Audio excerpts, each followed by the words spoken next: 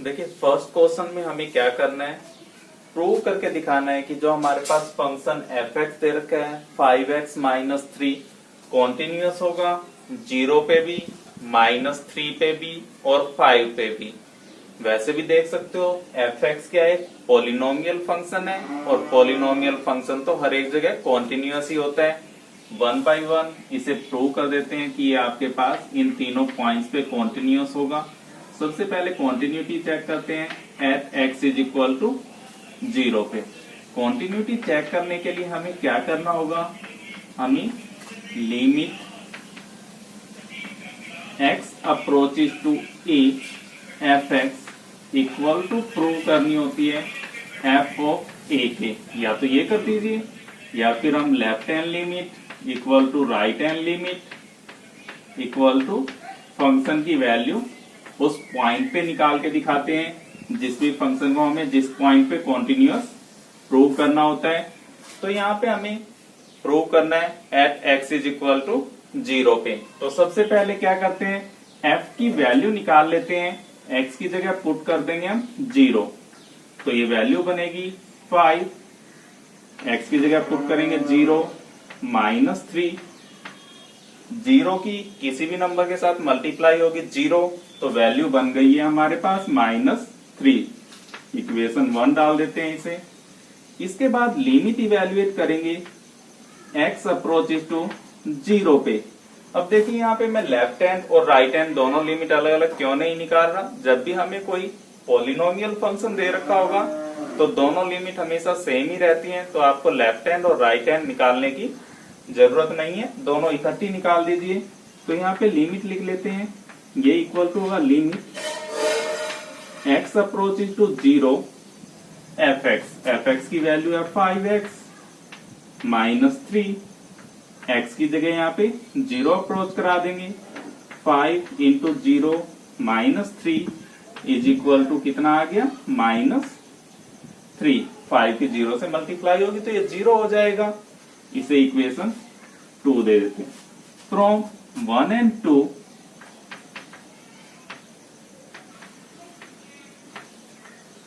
Limit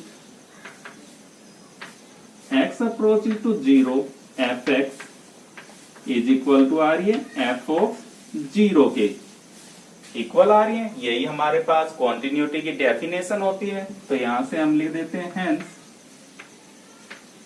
F x जो polynomial function है 5x -3 is continuous at x is equal to 0। तो ये function x is equal to 0 पे continuous होगा। अब चेक करते हैं कॉन्टिन्यूटी एट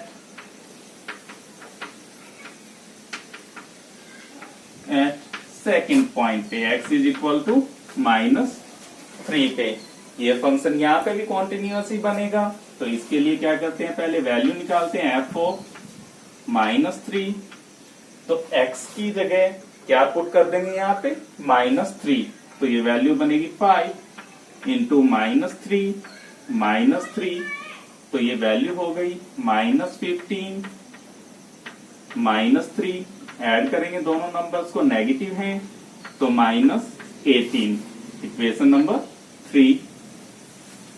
इसके बाद लिमिट इवेल्युएट कर लेते हैं। लिमिट इसी पॉइंट पे जिसपे कॉन्टिन्यूटी चेक कर रहे हैं -3 पे x अप्रोच करेगा -3 पे। F of x is equal to होगा limit x approaches to -3 F X क्या है 5x -3। x को अप्रोच करवा देते हैं -3 पे। तो x की जगह हम लिख देंगे -3। इवेल्युएट करेंगे -15 और -3 -18।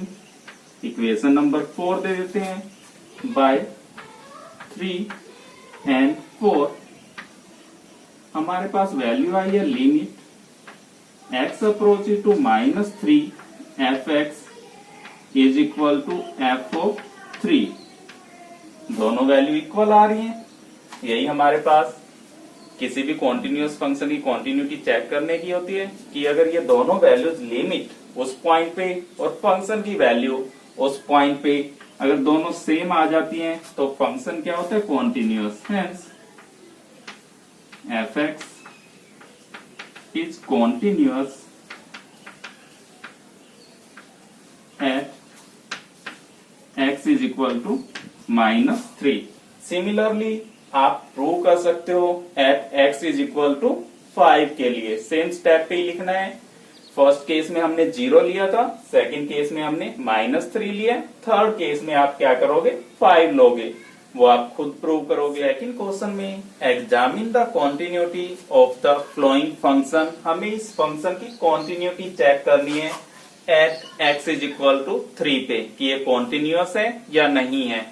सबसे पहले देखिए fx क्या दे रखा है, एक पोलिनोमियल है, और पोलिनोमियल तो क्या होती है, हर एक पॉइंट पे कॉन्टिन्यूअस होती है। तो हम इसे प्रूव कर देते हैं कि ये क्या होगी, कॉन्टिन्यूअस। कॉन्टिन्यूटी की डेफिनेशन होती है कि उस पॉइंट पे लिमिट और उस पॉइंट पे फंक्शन की वैल्यू दोनों सेम आने चाहिए। यहाँ पे हम बात कर रहे हैं at x is equal to 3 पे, तो सबसे पहले f की वैल्यू निकाल लेते हैं 3 पे।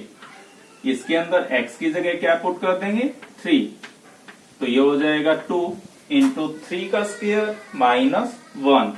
इवेल्युएट कर लेते हैं, 3 का स्क्वायर होगा 9 की 2 से मल्टीप्लाई करेंगे 18 में से 1 जाएगा 17। एक इक्वेशन तो ये बन गई। नेक्स्ट हम लिमिट इवेल्युएट कर लेते हैं, limit x approaches to 3 f of x, limit x approaches to 3 fx की वैल्यू कितनी है, 2x स्क्वायर -1।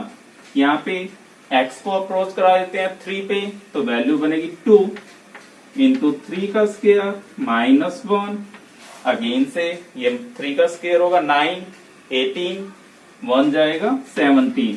तो बाय इक्वेशन 1 एंड 2 हम देख ही पा रहे हैं कि लिमिट x अप्रोच कर रही है 3 पे, f of x is equal to f of 3 के। हेंस जो फंक्शन है हमारा fx is continuous at x is equal to 3। तो इस पॉइंट पे ये क्या होगा, फंक्शन कॉन्टिन्यूअस बनेगा।